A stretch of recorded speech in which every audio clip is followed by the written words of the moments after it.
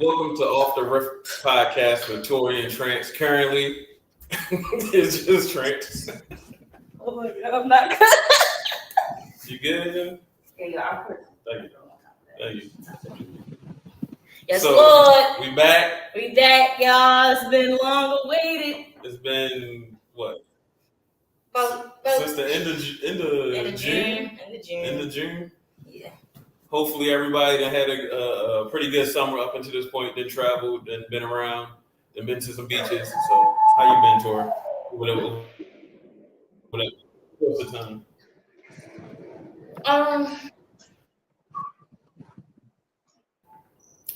I'm just here to say that I made it out on the. I'm just here to say I made it out on the other side. That's all I can say. That's how these past couple weeks. Yeah, it's been rough for me. But yeah, but we've been weathering the storm, man. We weathering the storm. We back. Back better than ever. So today. Hold on, I like your fit, bro. I like your fit today, bro. You feel me? Yeah, I like that. But I was gonna say something else, but it was crazy. But today's episode, I think it's episode 5, and the theme for today's episode is practice and dedication. Yes. Practice and dedication is based upon a practice as far as what we're talking about today with our interview with Michelle Stafford, aka Diva Yogi. Don't know where she went at, but she's a yoga instructor, yoga teacher. She's been doing it for, I think, over 15 years. So we just wanted to interview her, talking about her journey and her practice, give some people some pointers about how one can be, how to choose the practice, how to go about the practice, and how one can maintain dedication. So how are you doing today, Michelle? Hey, girl. Can you hear us? Hey, yes, I had to mute myself because I'm in a hospital right now. My niece is about to have a baby in a few minutes, and I'm in the delivery room. Thank you. So, of course, Mercy must be a really friendly hospital because everybody is passing by and saying hello. Yeah, a lot of people saying hi. You at Mercy, you should have just came across the street, yo. We literally I didn't know. Really? Mother, come over. What'd you say? Oh, wow. I said I'm on my way over. I'll be over there in a second. I'm just kidding. But yeah, I'm right here in the parking garage, like right where you go into the hospital. So anyway, I'm doing well. I'm happy to be here with you guys. Nice to meet you, Tori. I already know you, TJ. Yeah, it's a beautiful day. Yeah, it's a little cloudy out, but like my dad say, any day above ground is a good day. Yes. Yeah. So how has your summer been so far? It's been really great. Some highs and lows, some losses and gains. I think we got some feedback. Is that me?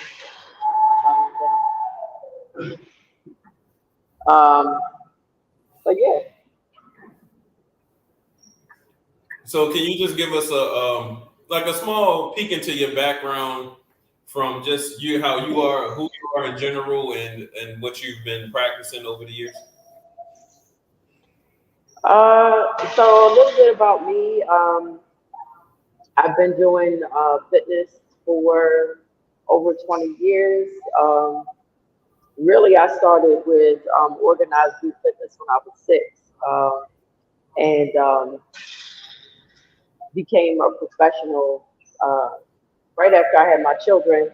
I guess I was around 25, and I started with strength training, being a personal trainer, very much about being a heavy weightlifter, and go, push really hard. And then when I was injured, yoga was suggested to me, which I thought was a terrible idea. But now, obviously, I've changed my mind because I'm known as Diva Yogi. Yoga has become really the center of what I do fitness-wise. But I also do things like Reiki. I'm a Reiki master, sound healing. I play the crystal bowls. I hold vegan events.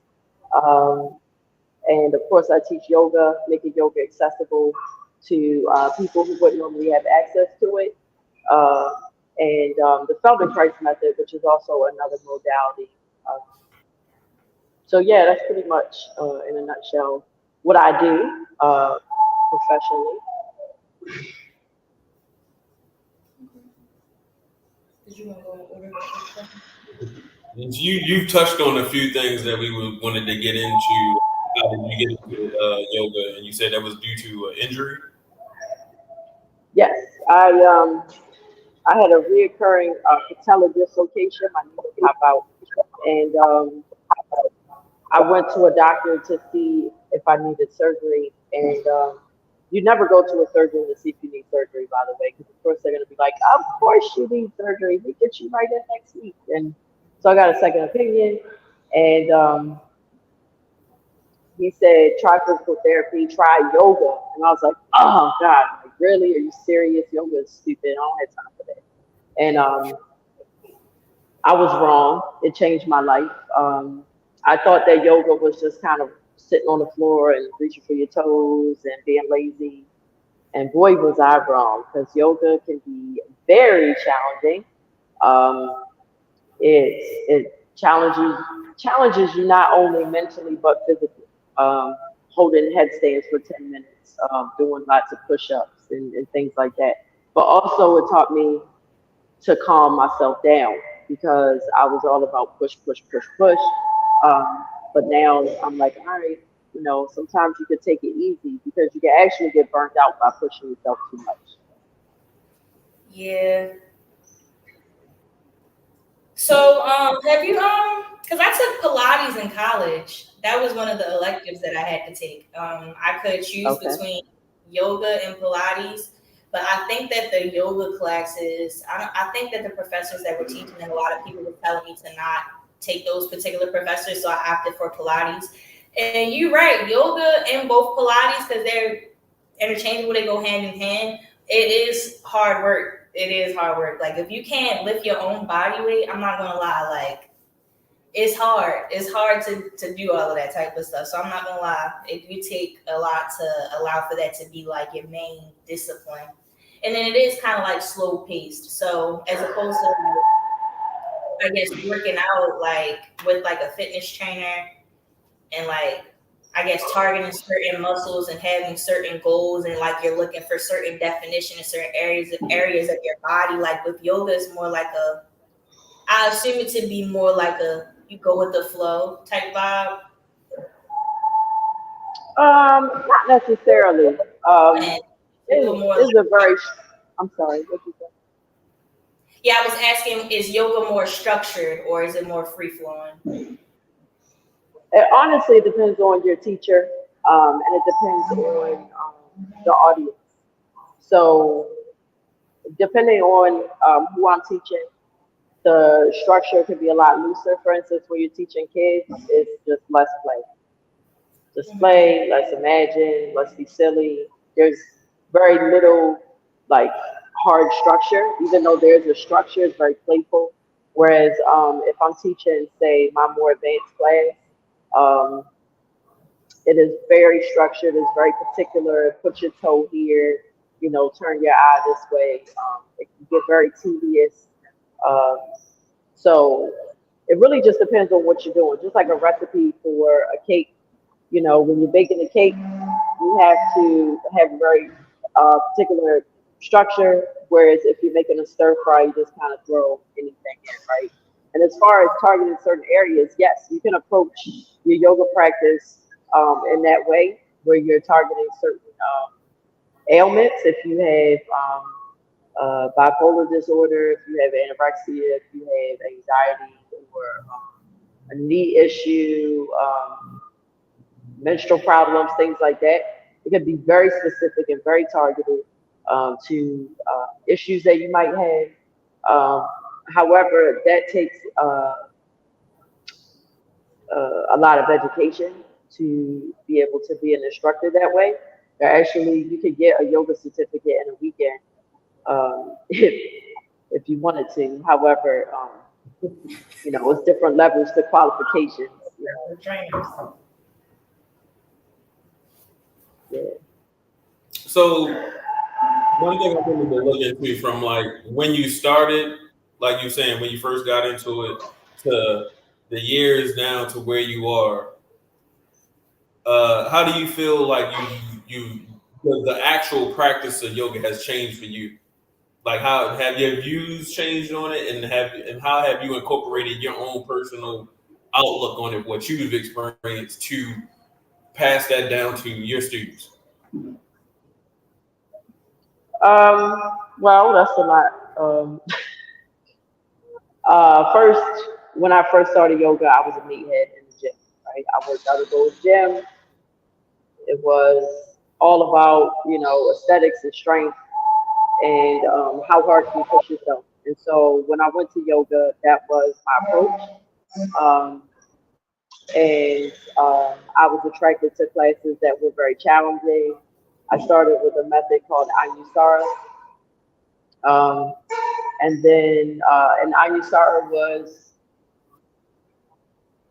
a challenging practice. It was alignment based, and they did a lot with spiralizations and things like that, which I later discovered was actually based on Iyengar, which is the method that I currently teach and practice. So when I initially went to yoga, remember it was for an injury with the mindset of, getting strong and really working hard. And then over the years, I learned that you don't have to work hard all the time. That you have to have a balance of yin and yang, right? And it just like throws me all the way into the consciousness of our project that we're working on together with the sun and moon, right? So when you have yin and yang, sun and moon, masculine and feminine, you can't have just all one, because you'll burn out if you have too much sun. If you have too much of the feminine, then it's very soft, and you have to challenge yourself sometimes, right? So yoga actually did help my knee, knock on wood, stop popping out, right? But I also was dealing with chronic back pain. And my chronic back pain actually started going away with the yoga practice. I was of the mindset that, even if you're in pain, as long as you can do what you want to do, you're fine. That's not true, y'all. And if you're in pain, you don't have to stay in pain. If you're in pain and you can still do what you want to do every day and all of that, okay, that's fine. But eventually something is going to break. You don't have to be in pain. And as far as break, I'm sorry. A lot of people feel like they need to be in pain in order to see progress or to feel like they're progressing. And if they're not in pain, then they feel like they're not working, and that's not true. And I feel like that can be counterproductive too. It can be damaging to your muscles if you strain them, if you push them to their limit. What that threshold of what it can and can't do. Absolutely. So, for instance, if you are an athlete, you cannot be a football player and be strenuous, in training season all year round, right? There's training season. So you do training season, and then you have to have your off season. It's not just to let other sports happen, but it's to let your body recover, or else you will get an injury. You will burn out not only mentally, because it takes a lot of drive to, be able to perform at that level. You need that downtime. And doesn't pleasure feel nice, right? Doesn't pleasure feel nice? And so many people think, oh, that feels so good, it must be wrong. Well, who brainwashed you? You know what I mean? So how do I bring that to my students? What I've learned about injuries and things like that. What I've learned about, because I do teach therapeutic trauma informed yoga. Um, I basically have, over the past few decades, I've accumulated this toolbox, right? And if somebody comes to me with something, I can pull out different things out of my toolbox, right? So depending on who you are, I'll formulate a practice, and that could even be within the context of a single class with different people doing different things. Okay. So for say, if you had somebody that's been curious about the journey to go into yoga, do you have any advice for them that you would give them as far as like urging them to get into it? Well, it depends on who's in front of me, right? So because yoga is such a broad practice, um, it's first and foremost, like a lot of people will say to me, "Oh, I want to do yoga, but I'm not flexible," right? And yoga is not just about flexibility; it's actually an 8-limb system, a lifestyle. If you choose to participate in the whole thing, you practice breathing, you practice meditation, poses, which people call yoga. It's not just poses. Also, it's how you treat each other, how you treat yourself, self-study, and eventually enlightenment or connection to divine consciousness, or on a more surface level, just really connection to your true self. So if you want to begin yoga, I don't necessarily say that because they like, "Call, are you trying to get me to join?" No, that's not what it is, right? It's so if I say, "Hey, if Tori, you say, I want to try yoga," right? I say, "Okay, well, why do you want to try yoga?" And you might say, "Well, because I want to, decrease menstrual pain." I say, "Okay, we could do that through a series of breathing exercises, through, a series of postures that you practice, once a week or multiple times a week. It really depends on your schedule, right? Find a teacher that works with your personality, right? There's so many different personalities. And some people are playful, some people are really strict, some people are boring as hell, some people are, it just really depends, right?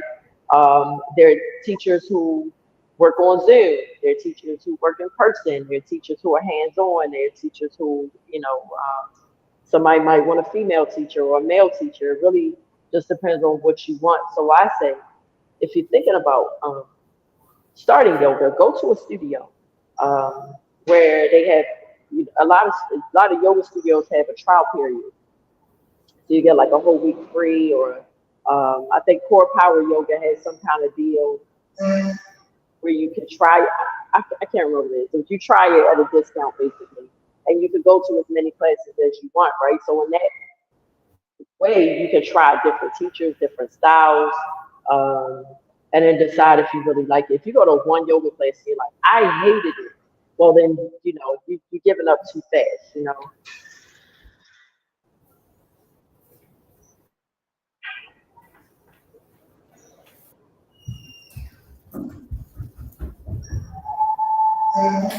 Yeah. What is going on over there? What? I don't know. Okay. Did I freeze or something? Huh? Did I freeze? What's going on? Y'all good? Oh no. So did you finish what you were saying? Or Yeah. Is the connection bad? end of it? I'm sorry. What? You was kind of breaking up on the back end of your Yeah, when you were pretty much speaking to if you want to try yoga, you that they go to an actual yoga studio and try out a trial period, so that way they can try different instructors, different forms of yoga, different practices, and so forth. That's where we cut off at. Okay, great. Yeah, and then that's pretty much where I ended off. I was saying that, like, if you try one class, and that was it. You really haven't tried yoga because you know what I mean. If you tried it and you didn't identify with it, I would say try again, try different classes, try different instructors if you're really interested because it makes a difference. You know, when I first started, I'll say how did things change, right? How have things changed over the years? Practicing yoga when I first started was very white. It was very white. So you're not wrong. Yeah, I did, and yoga was actually created by Black and brown people, you know, and so there's a misconception that yoga is for wealthy, skinny white ladies. It's not, you know, it's for everybody.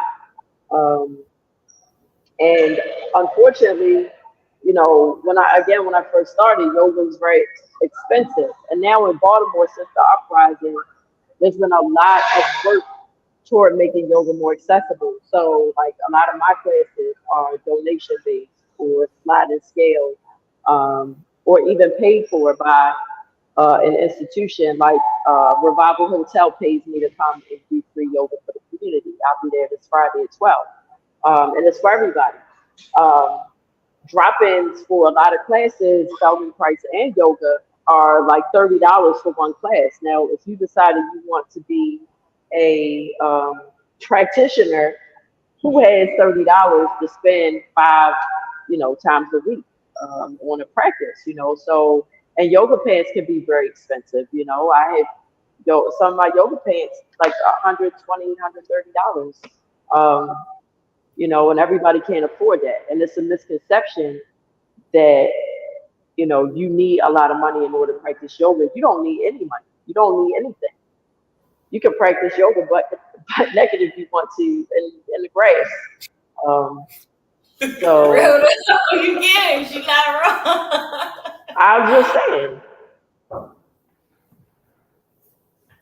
So I know you teach a few classes. So at this, are you willing to share like what classes you actually have that you could put out there for people to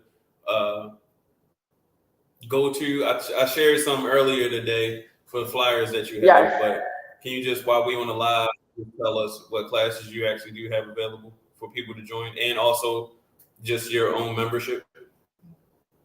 Yes, thank you for that, and thank you for sharing and tagging.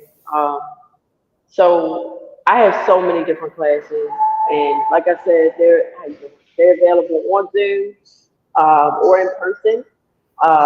In Baltimore City in person, on Zoom Monday, Wednesday, and Friday. I teach yoga 6 days a week, multiple times a day. So, and it's all over. So places like Umar Boxing Gym, Revival Hotel, Refocus Vegan, the Man and Restaurant.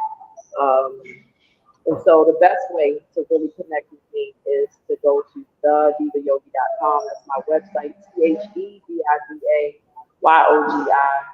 thedivayogi.com. Is it divayogi.com? Yes, thedivayogi.com is my website. Oh, okay. And that's Yes. also your IG for them to check Yes. you out on.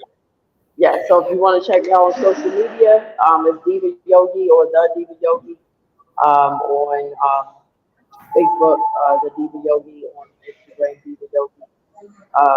I have an online store, which I would like to talk about. I'm not trying to push I don't know if you had a plan for that or not, but. No, I remember you was talking to me where you said you wanted to bring it up, so we can. I mean, I do have the pants. Oh, yes. Yeah, transition. Yeah, sure. So that's the you go ahead, tell me. Tell them about the leggings, yo. Tell them about the whole. We have a whole collection. It's actually available on the web on my website, transvision.com. But she can give you some more details about how we came up with it and the meaning of it. So, funny story. I don't know if TJ will think it's funny, but it's about 7 years ago, TJ actually reached out to me about yoga pants. And I don't know what's going on in my life right at that time, but we just never got together on it. And then recently, we got back together on the idea. And, you know, I believe that timing, divine timing, time is everything.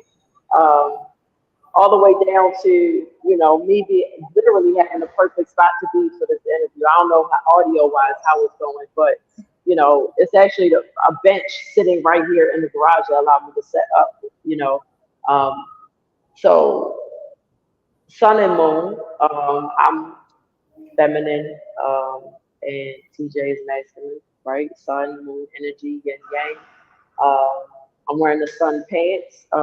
So like I came up with the concept of, you know, using the sun, moon energy.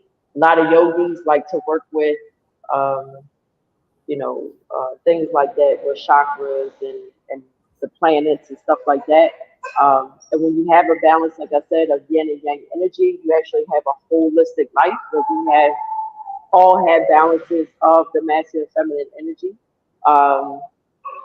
And so we have pants that are moon based, pants, bags, tops, of course, because everybody wants to match an outfit. You know what I mean? The yoga mat, which is like kind of like a velvet. What is that? Velvet yoga mat. We have what else do we have? Did I name it? We have tote bags. Tote bags, yes. The sports bras. So we have the yoga pants, and then we have the sports leggings, which is more so the sports leggings is more so just the bottom calf part has the design, and the top half is black. I believe that's everything. You got biker shorts too. Biker shorts and leggings. You got biker shorts. No, not for the sets. Not for the sun moon. Not that collection. Okay. So the sun and moon is one particular collection that me and her did.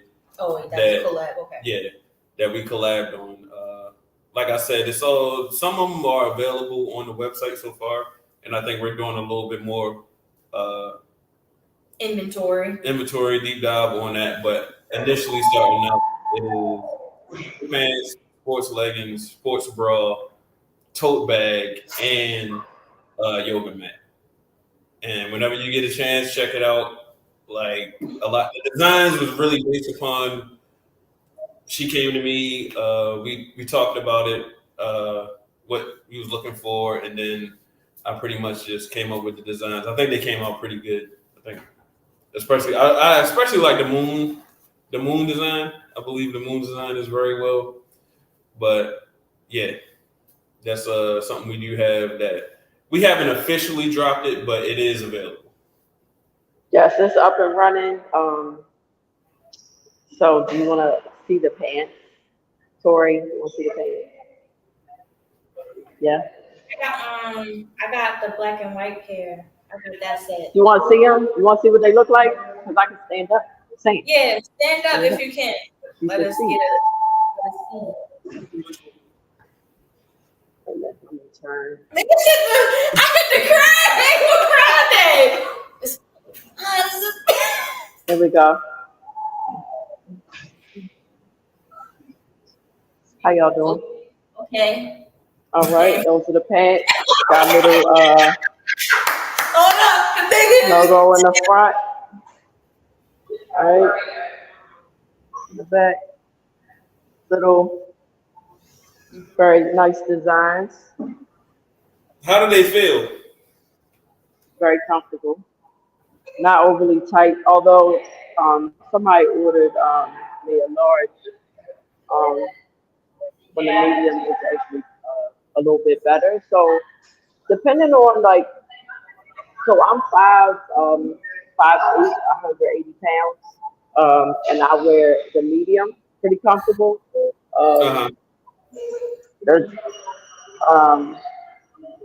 I definitely feel like the medium was better because they stayed on a little bit better. But these are comfortable. I think I have a little bit more fabric with the large. Oh, okay. Yeah, that's what I was just wondering sometimes. I think in the sports leggings, I think we want to go up one size with those. Yeah, well, the But sports leggings are more like compressive, yeah. more meant for like if you're running and stuff like that, the whole stuff in place. So Oh, yeah, but the okay. tote bag, I had the moon tote bag, and I wound up giving it away in Jamaica when we did our plant medicine retreat because our chef does a lot of shopping, and he didn't have a shopping bag, so I gave him the tote bag. Oh, okay. Yeah. That was on your trip. Yeah, when we went to Jamaica last month. Oh, okay. Yeah. So So what you got to say? Oh no. What I wanted to ask is, do you now, when it comes to your practice with yoga and when you're teaching, do you teach like a mindfulness and a meditation that goes along with the yoga, or is it more so just the practice of, or is that just like incorporated in it, or is that something that you try to separate? well, as I mentioned before, yoga is an 8-limb system. So if you're really practicing yoga as a lifestyle, you do everything. There are some people who practice yoga that just do postures, and that's fine. However, if you want to truly practice the yoga as a whole practice, you meditate, you practice pranayama, which is the breathing exercises. You eat a vegetarian diet. It doesn't have to be vegan diet; it's just vegetarian. You are mindful of how you treat people and how you treat yourself. Mm-hmm. You you discipline. You practice discipline. You practice self-study, study of sacred texts. And it doesn't have to be like a yogic, traditionally yogic text. It could be the Bible, it could be the Quran, it could be, the Torah, it could be whatever sacred text that resonates with you specifically. So, a lot of people think of yoga as just like, okay, how can I get my leg up by my head? And Okay. really, um, when you practice yoga in an environment that has the education beyond posture, you're going to be attracted to just more than doing the posture. Your mindset changes. You start to treat people better. You start to be kinder to yourself. It's just going to happen. You're gonna when you practice postures, you're automatically going to do breathing exercises because if you don't pay attention to your breathing, it takes away from your physical practice. So it just goes hand in hand. If you are a smoker, for instance, you practice yoga, you're gonna find that you're less attracted to smoking or doing other things that may be toxic. Bad eating or substance abuse, being depressed, being verbally abusive, things like that will start to dissipate because you're more connected to your true self. And so toxicity has no room in consciousness when you are connected to your true self.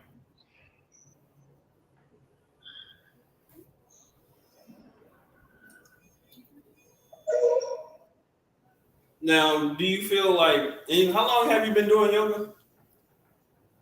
For about 20 years. 20 years.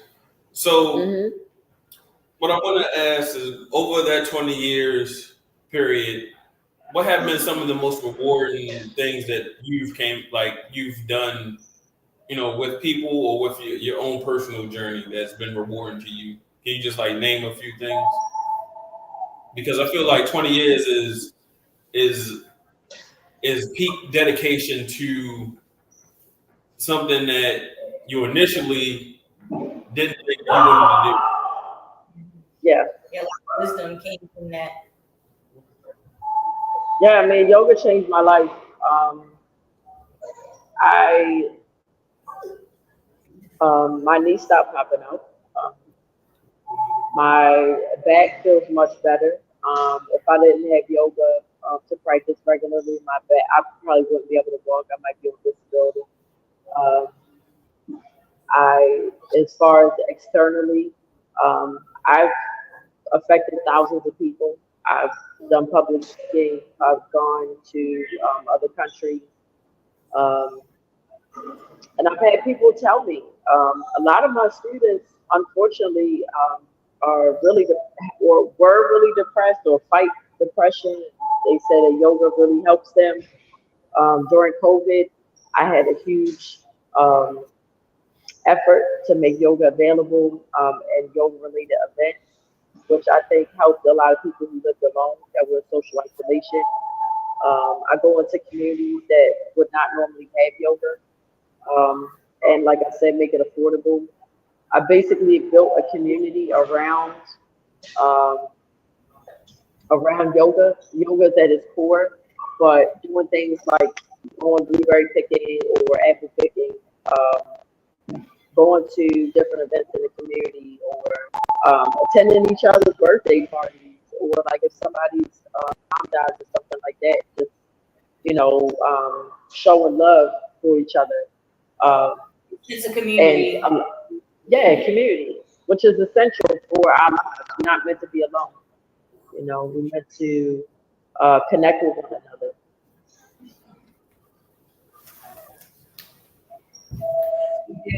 Baby girl accidentally bit her thumb in the bedroom. Well, shoot. So we just left off with what are some things that you feel that you were able to take away over the 20 years that you were instructing yoga. I feel like we spoke on how much the practice has changed and helped you grow as an individual through experience. Do you have a favorite practice of yoga? Like, how they got like aerial yoga, and is it aerial yoga or is it like hot yoga? Is that the shit when they be in the joints? They be like spinning around. Like, do you have a favorite one that you always like look forward to? Because I do want y'all to know when they spinning around in the ribbons. It's aerial yoga, right? Is it aerial? I think that's what it is. Well, there's aerial yoga and there's aerial like something else like acrobatics or something like that. Yeah. Where they're in the silks and they're flipping around and they're doing the thing. So I would have to say that my favorite yoga is Iyengar yoga, using props. We use things like chairs, straps, blocks, and the wall. I actually have a yoga therapy wall. I was going to broadcast from my house. I always make the joke that, the wall behind me is not a sex wall. It's actually a therapy wall. And you can hang upside down from the wall or do different things. So you guys are definitely welcome to come try that one day if you want to. Yeah, I'm trying to try it. I'm trying to be upside down doing something. I've been trying yoga. I just can't keep it. I went to a yoga class. I went to one, and I want to go back. It was nice because I used to dance. I used to do contemporary and modern dance, so it's like I have some form of discipline as far as like. I want to get in the gym. We'll get back in the gym. But yeah, I want to do all that little stuff. I want to do yoga. I want to go hiking. I want to get active. Like I want to break the sweat. That's the stuff. Don't they be having like walk, hike, trail groups going out? Yeah, like rock climbing. Like start looking into stuff to do. But I know we can get drunk and hike. Niggas, we'll be out of shit. We're gonna pass up.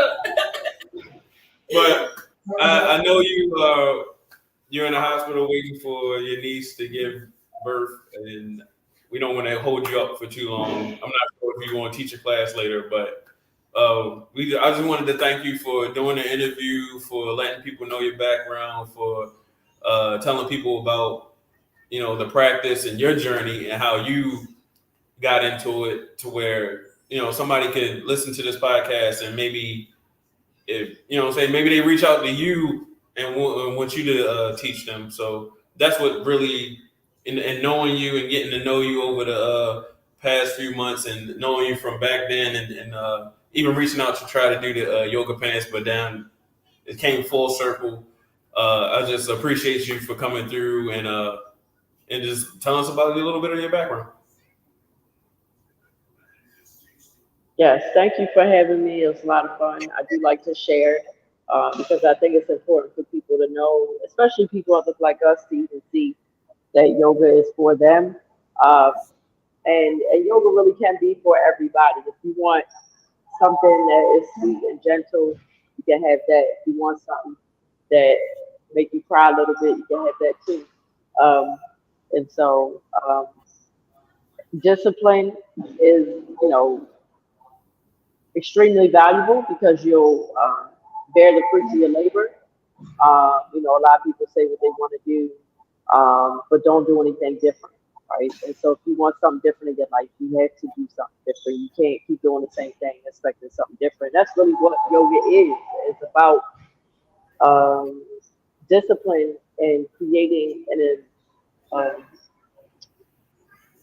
optimizing your body so that you can do what you want to do in the world. So you can have a lot of energy, so that you can have great relationships and things like that. So again, thank you for having.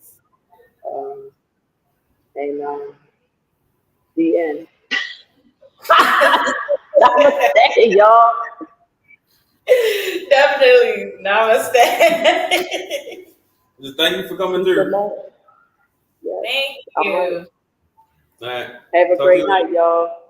You too. You too. All right. So that was Diva Yogi. You can follow her on IG at Diva Yoga or Yogi. Yeah, Yogi. She has her own online store. She has her own clothing, yoga pants, shoes, yoga mats and stuff. So make sure you go check her out. She's been doing it for 20 plus years. Reach out to her if you have any questions. She do offer a lot of classes. She do have a membership where, it's Zoom, so you don't even have to leave your house to do the yoga practice.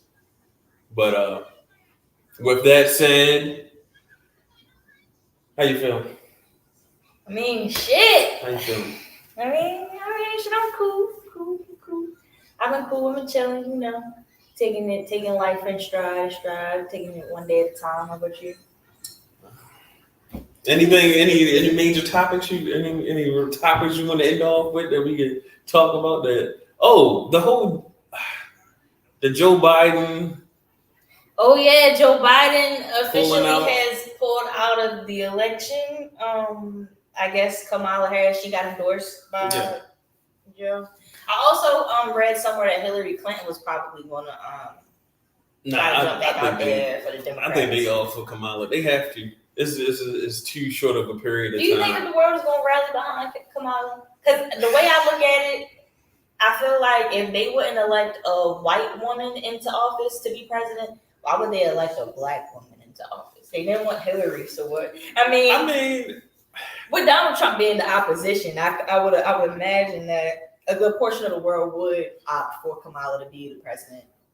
So that way she can continue to carry out whatever it was that her and Joe Biden had set forth to pursue for the country. But my thing with politics is like I don't follow it enough to know what really is like what really these candidates are affecting and not affecting, especially when we talk about like, is Kamala and Trump policies affecting the everyday person on the streets of Baltimore? Yes. What like not to interject, but the Project 2025 show that the Republicans are kind of like pushing. I keep hearing about it. Yeah, you should read into it. It's about to be no contraceptives, no birth control, nigga. No more Plan Bs. I'm just saying for the young Black community, if you care about them Plan Bs as much as social media has showed me that y'all care about Plan Bs, I think that you might want to vote for Kamala Harris. If you want to continue to stay on birth control, I think you should vote for Kamala Harris. If you just don't want the, matter of fact, I can't say that. I can't say that. I mean, I don't want to be, it's interesting. It's an interesting, but me being 26, me being a young adult in America, I think that birth control is important. I feel like that's probably one of the biggest things that stuck out to me was the whole contraceptive thing and the Roe v. Wade and everything concerning like abortions and shit like that. I don't think that the country, anybody should be able to decide whether I or any other woman is able to get an abortion or not. You have a lot of women who get raped or assaulted. From that point of view, and you know what I'm saying, how you look at it, what do you think is the purpose of trying to ban those things? Like, what is the reasoning behind that you will feel like they want to ban it? I think they want to ban it, probably because a lot of people aren't having kids. Even though I do feel like a lot of people are getting pregnant, I feel like they probably, like, the numbers as far as like the masses is concerned, is probably not, statistics wise, it's probably not where they want it to be at. I feel like the birth rate is down. Yeah, so the birth rate probably is down, which is probably a catalyst as to why they want to do that. This is ironic because we was just interviewing somebody who was at the hospital. And then that shit is based on like religious views and practices as well. Like you also gotta, factor in like the Catholics and like, like how these religions, they are against abortion and like the fucking Pledge of Allegiance. How does shit go? I stopped saying that shit in like 4th grade. I mean, yeah. Under God, Pledge of Allegiance under God, all that shit. Like, so the United States, that shit is based on some form of religion or religious practice. So I feel like that ties into it as well. I mean, we've been having people rallying for years, fucking 6'7" old white people, decrepit looking motherfuckers standing outside of a Catholic church with signs talking about don't abort the baby. Listen, niggas gonna get abortions. They got some women have to get an abortion. You know what I'm saying? Like sometimes a woman's pregnancy can be threatening to her own life. She may need to get an abortion. I don't know. I think it's, and then like you gotta think about SSI, like Social Security, like disability, all of that shit that like the older generation that they'll suffer from in the event that Trump get in office. I think that he gonna do some shit with SSI, shit like that, pensions or whatever, retirement plans.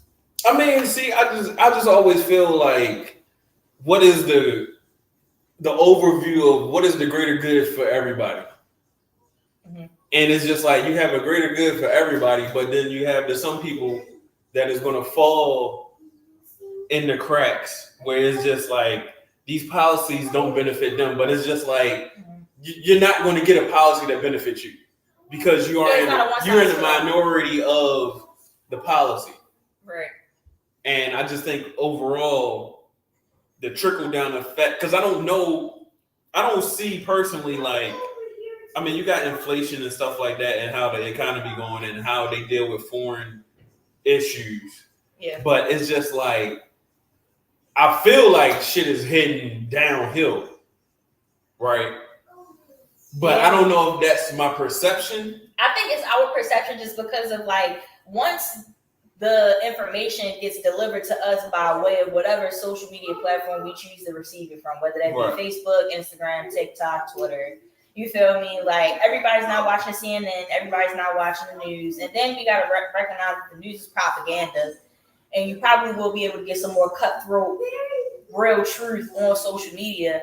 But yeah, you just gotta look into like the way in which like the information is getting delivered to you and shit, and like who's telling the truth? Like what? Like just like when I think about it, as far as like drugs and supplements and like things like that, is just like who's telling the truth? Don't like what works? Started because the CDC and the FDA apparently them niggas is not to be trusted. I mean, I wouldn't trust, for the most part, I wouldn't trust a government organization. But we trust in them though. I mean, we are. We are indoctrined to order, and order comes with not bucking the system and following a certain path. You know what I'm saying? Yeah. And it's the order is indoctrined. It's like religion. Like people are born into a religion and taught that. Right. It's only until they get older, for some people, that they venture out and see different things. That something might be more appealing to them. You know that. So as far as what's beneficial, what's not beneficial, you have to. Hey. Turn it down. So kids. Hey. Vote for Kamala. I was about to say if you don't want shit like that. If you don't want to do shit like that, vote for Kamala Harris. Plan B. Plan B, Yo, but can y'all imagine if Project 2025 really go through and Plan B's go up? You know, the trap about to be booming. The trap is about to be booming, bro. All right, fuck nigga. But no, I mean the trap rate be booming. I ain't gonna lie, I will sell Plan B's. Don't say. Under the table if this shit go left. I got niggas. Fuck this niggas talking about what red guy. But I think it's going to be an interesting few months. I don't know what's going to come from. I don't know what's going to come from any of this. I don't know. I don't. This shit feel like the Truman Show. This shit feel like the episode on The Office. Every other day, I be looking at the wall like it's a camera and shit. Like, what the fuck is actually going on? Like, I don't know what's happening. We're in the House of Dragons, the House of America right now. There's too much bullshit going on. I just seen the clip of Joe Biden. He was introducing the fucking whoever the shit, the president, however they call him over in Ukraine. He called that nigga Putin. That's not that nigga name.